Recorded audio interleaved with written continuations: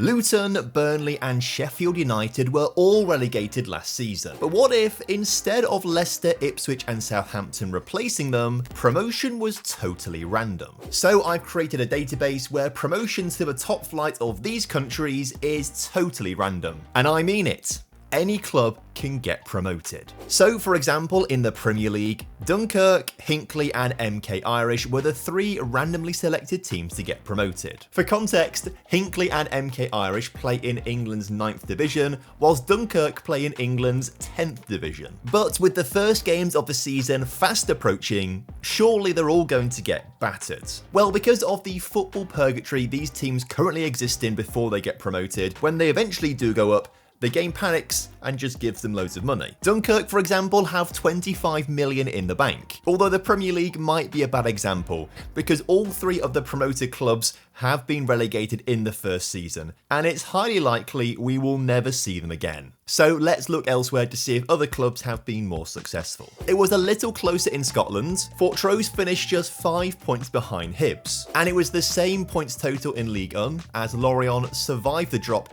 ahead of the 3 randomly promoted teams. But in LaLiga, one team did survive. Can you spot which one it was? Well, it was tricky for me as well, but it's actually Eibar, who in real life are in the 2nd division, but were randomly promoted this past season. But of course, Eibar have recently been in LaLiga, so it was very confusing at a first look to realise it was them who had been promoted. That means Granada are our first casualty of the video, not being able to survive and get relegated into football purgatory. It's a similar story in Germany. Hertha Berlin were one of the random teams to be promoted, and there they are in 8th place, doing very well indeed. Unfortunately for Bochum, they got relegated on goal difference behind Werder Bremen. But in Italy, Orolese managed to beat the drop in 17th place. And from what I can find on Google, they're pretty much a Sunday League team, so this is incredible. And that's the beauty of this experiment. I think a decade or so into the future, we're going to start to see some real change. But the changes don't really start to happen in the Premier League until season 10, because this is where 9th Division Sheringham become the first randomly promoted side to avoid relegation, beating Littlehampton United to safety by a single point, with Nottingham Forest being the unlucky team to finally go down. By this stage, only 6 of their players are real footballers, and none of them are good enough for the Premier League. So the fact they have survived is a miracle. There's not been a whole lot of change in Scotland either.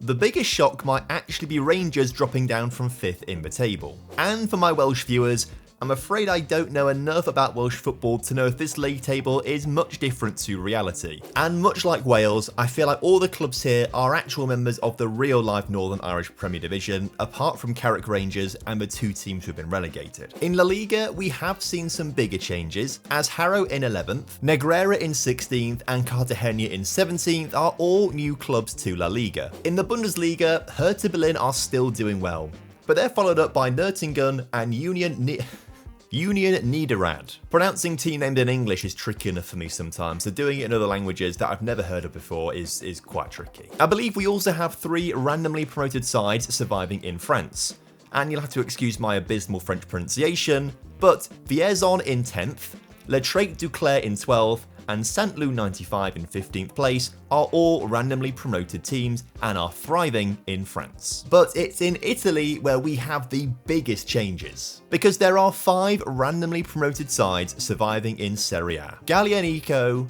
Cori, Real Crescenzago, Vittorio Falmec, and Petrignano have all avoided the drop after being randomly selected to have a spot in the division. But right now, none of our randomly promoted teams are doing very well. They're only just surviving, no one's really looking like they're threatening to win the title. So we're going to fast forward until that happens. And we're also fast forwarding to the point where all of you lot watching the video right now have clicked that subscribe button.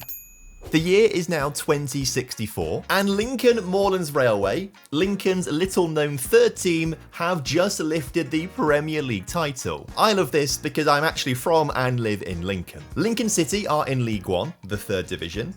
Lincoln United are in the United Counties League Premier Division North, or the 9th division of English football, whilst Lincoln Moorlands Railway are in the Lincolnshire Premier Division, or the 11th tier of English football. We've also got Staining, Wendron United, Welling Town, Wellington Amateurs, Brockton, Wallingford and Cromarsh, FC Romania and Bolton Community Association surviving in the Premier League. The only one of these teams I've actually heard of is FC Romania, because all of their youth intake players are from Romania in-game.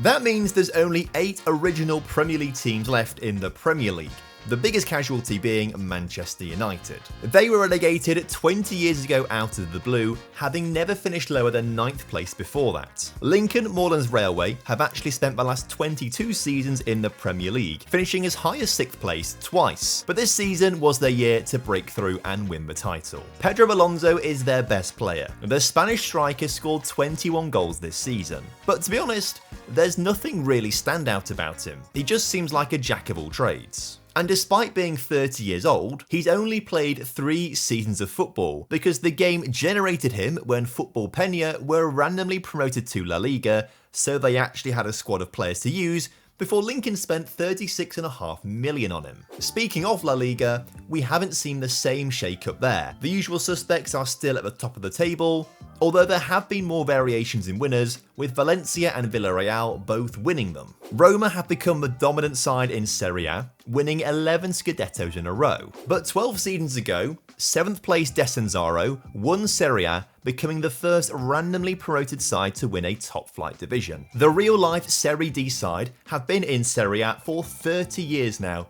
and are a regular in European football.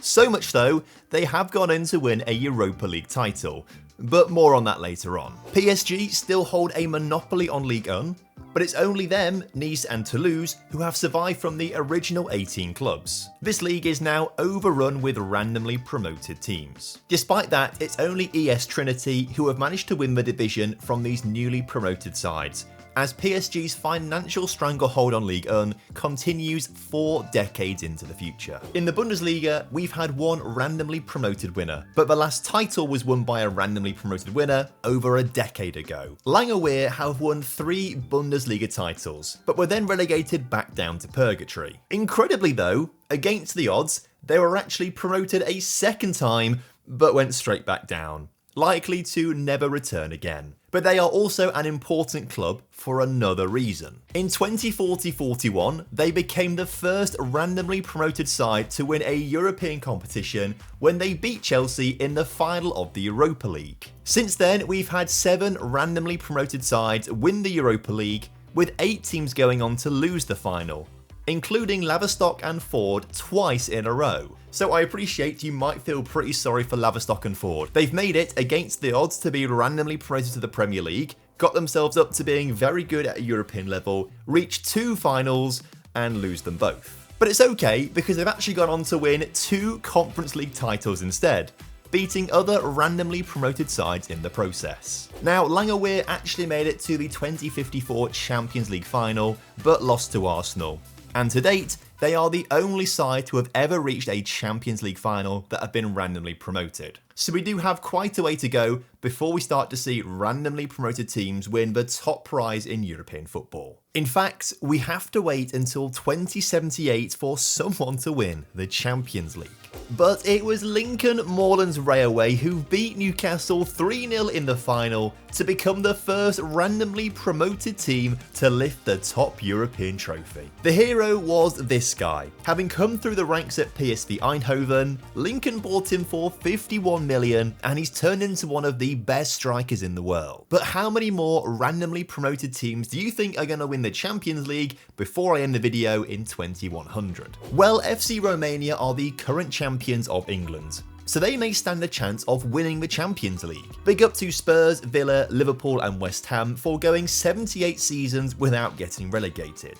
For the last 15 years or so, it's been pretty much either FC Romania or Red Hill winning the Premier League title. But FC Romania have broadened their horizons to Argentina and signed Gaston Di Pietro, who rather bizarrely this last season scored 30 Premier League goals, making him the only player to score 30 Premier League goals across this entire experiment. Up in Scotland, Vale of Leven have lifted the Premiership title for the 5th time. The only actual Premiership side to survive is Motherwell. Rangers went down in 2039, and Celtic went down in 2045. Neither side have been able to get a random promotion and return to the top flight. As a result, we've had some really interesting winners of the Scottish Premiership, but my personal favourite is the decade of dominance from Heriot-Watt University, who presumably had to rely on a good youth intake of freshers to win 5 titles in 9 seasons in the 2070s. It's actually a bit boring in Wales though, because Haverfordwest have never been relegated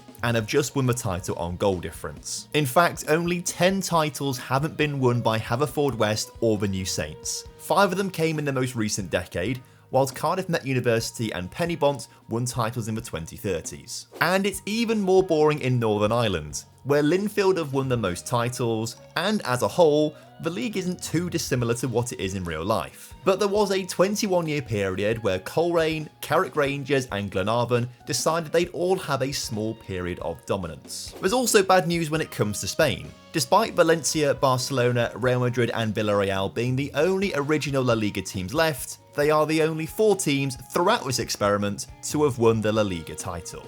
And even then, it's pretty much exclusively Real Madrid who have been winning it. Barcelona have only won 5 La Liga titles since the start of the video.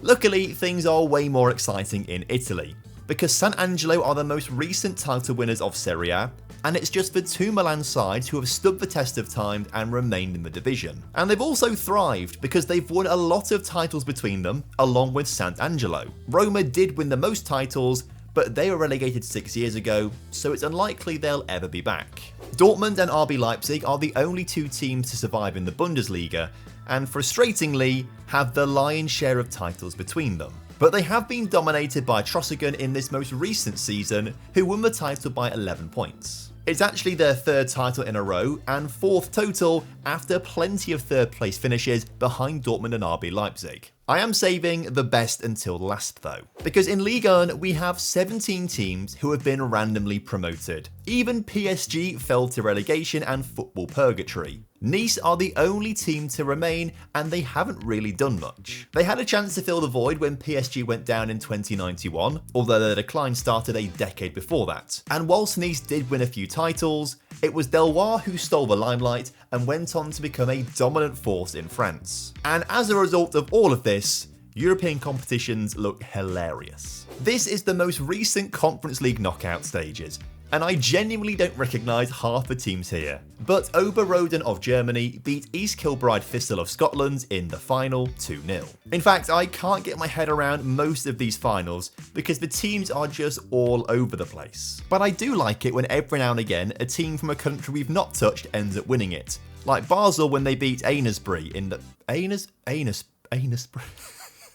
Aylesbury Rovers might be my new team name. Although Charnock Richard might be a close second in my favourite team name, because I refuse to believe it's an actual team name, but they did reach their most recent Europa League final, but ended up losing it. In terms of Europa League winners though, it's a bit more 50-50 between original teams from the top flights winning it and randomly promoted teams winning it as well. As you get up the higher echelons of European football, it does become a little bit trickier for these randomly promoted teams to win. As for the Champions League, in the most recent season, Red Hill did get all the way to the final, but lost to Inter Milan, who denied us of an FC Romania versus Red Hill All-English Club final. But in the season before that, FC Romania did win the Champions League in extra time against Tottenham Hotspur, having just beaten Real Madrid in the semi-finals. Even in 2100 and against a team from England's 8th division basically, Tottenham still can't win the Champions League. Since Lincoln Moorlands Railway won the Champions League in 2078,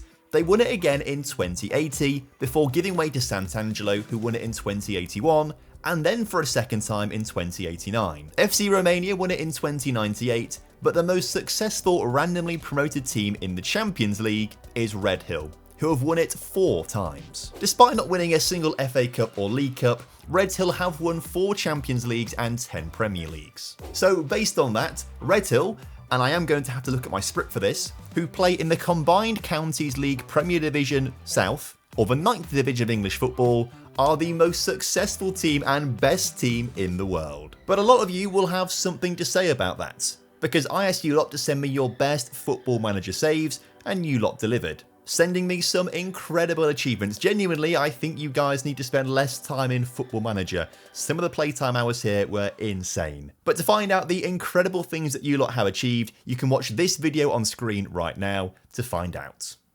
I think I said find out too many times there. We'll roll with it though. Watch it, please.